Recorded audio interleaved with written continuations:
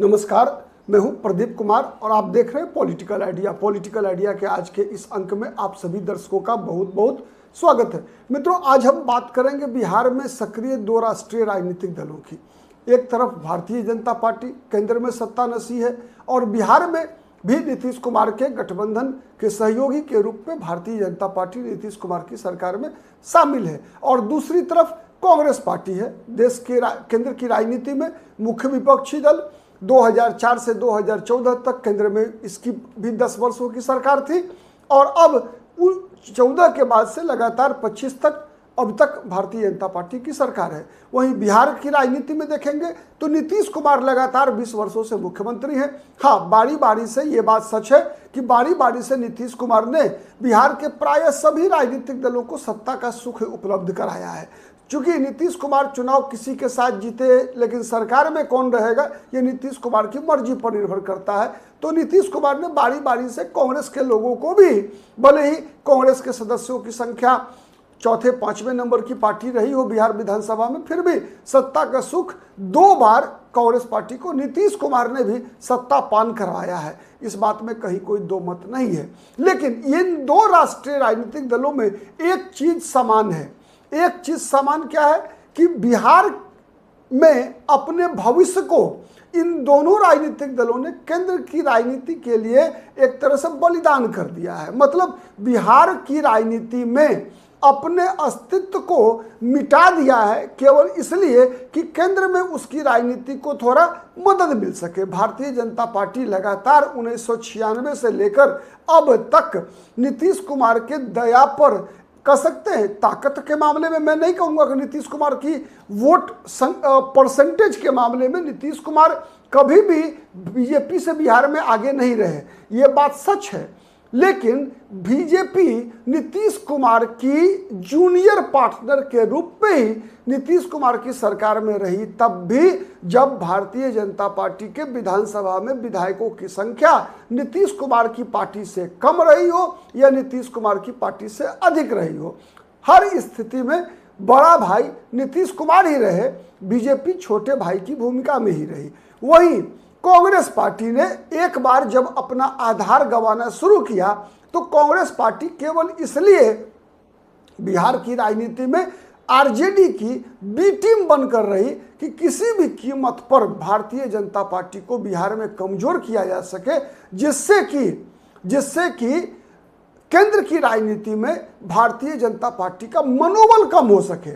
एक और दूसरा, राष्ट्रीय जनता दल के साथ कांग्रेस इस लोभ में रही कि चूंकि कांग्रेस का आधार धीरे धीरे बिहार में सिकुड़ता गया, तो लोकसभा में चूंकि कांग्रेस को कभी भी ये भरोसा नहीं रहा, विशेष रूप से 1989 के लोकसभा चुनाव के बाद से, कि कांग्रेस पार्टी अपने बलबूते पर कभी बहुमत की सरकार बना पाएगी, इसका आत्मविश्वास कांग्रेस के अंदर भीतर से खत्म हो गया। 1989 में ही लोकसभा चुनाव में जब राजीव गांधी प्रधानमंत्री रहते हुए चुनाव हार गए, उसके बाद से आज तक देश के इतिहास में कांग्रेस पार्टी को दोबारा कभी भी बहुमत नहीं मिला। इसीलिए कांग्रेस पार्टी का आत्मविश्वास इतना कमजोर हो गया कि कांग्रेस पार्टी ने हर राज्य में अपने वहां के स्थानीय दलों को अपना पार्टनर बना लिया, जहां जहां स्थानीय क्षेत्रीय दल उपलब्ध थे। जहां थे ही नहीं, वो कांग्रेस की किस्मत थी। जैसे राजस्थान में हो, मध्य प्रदेश हो, छत्तीसगढ़ हो, तो यहाँ कोई स्थानीय दल थी नहीं, ये कांग्रेस की किस्मत थी। इसीलिए कांग्रेस आज भी इन राज्यों में पहले और दूसरे नंबर की पार्टी बनी हुई है। शायद अगर मध्य प्रदेश, राजस्थान और छत्तीसगढ़ जैसे राज्यों में भी कोई ताकत होती, तीसरी शक्ति होती दिल्ली की तरह, तो कांग्रेस पार्टी उससे भी तालमेल करके अपना आधार सिकुड़वा चुकी होती। ये कांग्रेस की स्थिति रही है बिहार में। तो दोनों राष्ट्रीय राजनीतिक दल स्थानीय क्षेत्रीय दलों के पिछलग्गू बनकर ही राजनीति करते रहे। लेकिन एक अंतर यह रहा कि भारतीय जनता पार्टी ने कहीं कुछ हद तक कह सकते हैं आप कि नीतीश कुमार के साथ गठबंधन में रहते हुए भी अपना आधार बचा कर रखती रही, अपना आधार बढ़ाने का प्रयास करती रही। वहीं कांग्रेस पार्टी चूंकि सत्ता में लगातार 1947 से लेकर लगातार सत्ता में रही, इस कारण से जनता के साथ सड़क पर संघर्ष करने की क्षमता कांग्रेस पार्टी लगभग खो चुकी थी। विपक्ष की राजनीति में भी अपने आप को सुटेबल नहीं पाती थी या संघर्ष क्षमता नहीं थी विपक्ष की राजनीति के लिए। परिणाम क्या हुआ कि कांग्रेस पार्टी अब जो सहयोगी दल था, जैसे सहयोगी दल मतलब बिहार की बात अगर हम कर रहे हैं तो राष्ट्रीय जनता दल के हाथों धीरे धीरे अपना आधार लगातार गंवाती चली गई और आज स्थिति ये बनी कि कांग्रेस पार्टी पूर्णतया आरजेडी के दया पर निर्भर है। नुकसान केवल आरजेडी का नहीं हुआ, नुकसान भारतीय जनता पार्टी का भी हुआ। भारतीय जनता पार्टी जब से नीतीश कुमार के साथ गठबंधन किया तो भारतीय जनता पार्टी ने यहाँ तक कि त्रिपुरा जैसे राज्य में जहाँ पर कि लगातार 30 वर्षों से वामपंथी सरकार थी, उड़ीसा जैसे राज्य में जहाँ पर कि नवीन पटनायक 25 वर्षों तक मुख्यमंत्री रहे, वहाँ भी भारतीय जनता पार्टी अपने राज्य स्तर पर कई स्थानीय छत्र मतलब स्थानीय नेतृत्व विकसित कर सकी। लेकिन बिहार में भारतीय जनता पार्टी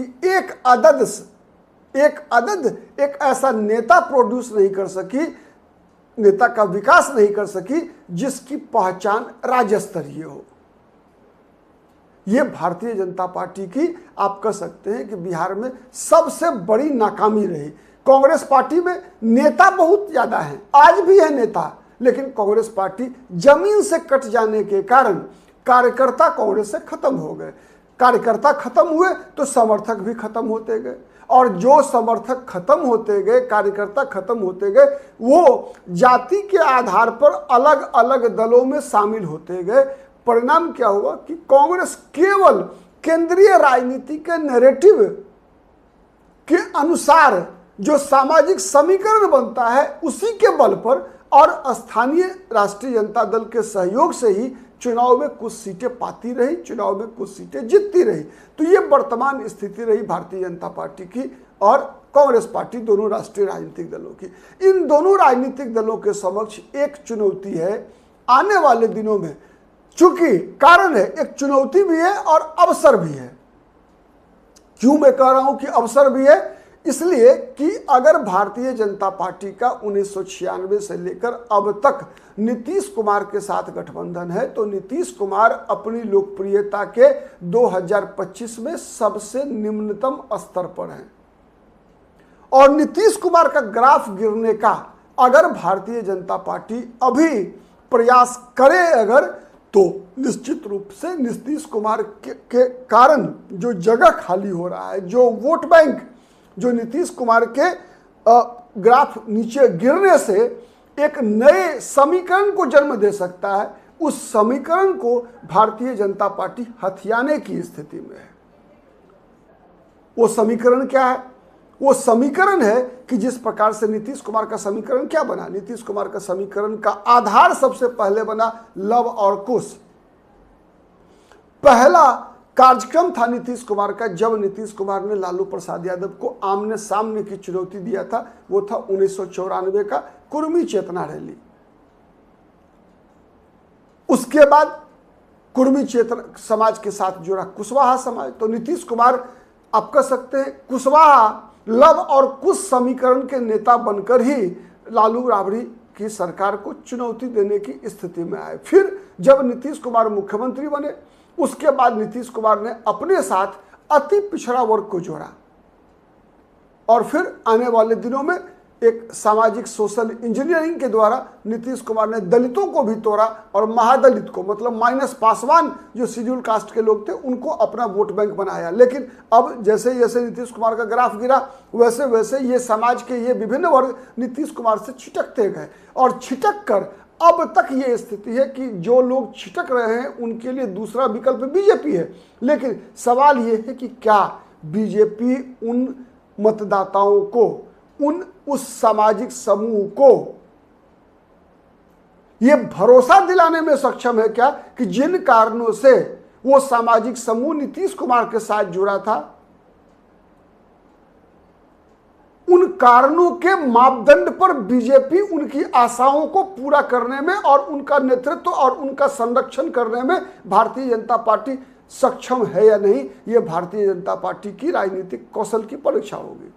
वैसे ही दूसरे तरफ कांग्रेस पार्टी की भी स्थिति है। आज कांग्रेस पार्टी के जो सबसे बड़े सहयोगी है बिहार में, जिसके सहारे, जिसके कारण दोनों चीजें हैं, जिसके सहारे भी कांग्रेस जीवित है बिहार में, राष्ट्रीय जनता दल, और जिसके हाथों अपना आधार गंवाया है राष्ट्रीय जनता दल ने।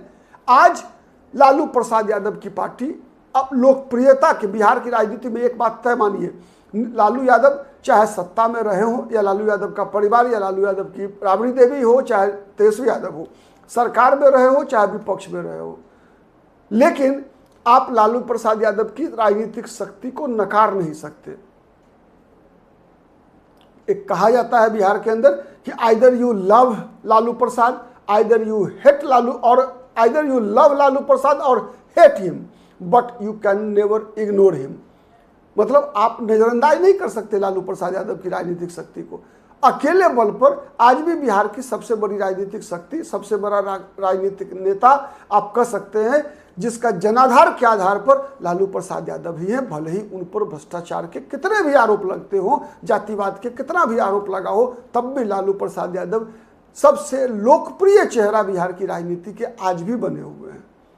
लेकिन दिन प्रतिदिन लालू परिवार की जो लोकप्रियता रही है, लालू प्रसाद यादव की, तेजस्वी यादव की, उसमें गिरावट आ रही है। साथ ही जो बेस वोट बैंक जो लालू प्रसाद यादव का तैयार हुआ, मुसलमान और यादव का, उसके साथ साथ सामाजिक न्याय के प्रणेता के रूप में लालू प्रसाद यादव को मानने वाले जो विभिन्न जातियों के लोग थे, अति पिछड़ा समाज, दलित समाज के लोग थे, उनके बीच भी लालू प्रसाद यादव के परिवार और तेजस्वी यादव की लोकप्रियता में लगातार उसी प्रकार गिरावट है जैसे नीतीश कुमार की लोकप्रियता में।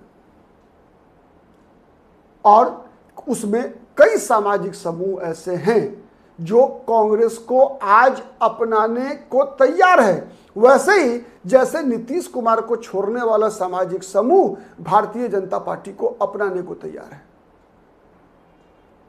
लेकिन सवाल यह है कि जनता आपके लिए इंतजार कर रही है, लेकिन क्या आप जनता का इंतजार कर रहे हैं? आप उन सामाजिक समूहों को अपनाने को तैयार हैं जो आपके सहयोगी से एक तरह से किसी न किसी कारण से वो कट रहे हैं, विमुख हो रहे हैं? अगर एनडीए में, जैसा मैंने कहा कि लव कुश है, अति पिछड़ा समाज है, महादलित समाज है, वैसे ही अगर महागठबंधन में कांग्रेस पार्टी और राष्ट्रीय जनता दल के बीच अगर हम देखते हैं तो विशेष रूप से मुसलमान समाज है, मुस्लिम समाज है। तेजस्वी यादव अब उनके लिए तीसरे विकल्प के रूप में है। तो क्या कांग्रेस पार्टी मुसलमानों के लिए पहला विकल्प बन सकती है? संभावना है, लेकिन यह तब होगा जब उसके लिए कांग्रेस तैयारी करेगी। दलित समाज के एक बहुत बड़ी आबादी ऐसी है जिसके मन के अंदर भारतीय जनता पार्टी के प्रति कहीं ना कहीं शक है। देश की राजनीति में एक चर्चा चलती है, संविधान पर खतरा, दलित समाज पर खतरा, बाबा साहब भीमराव अंबेडकर की विरासत।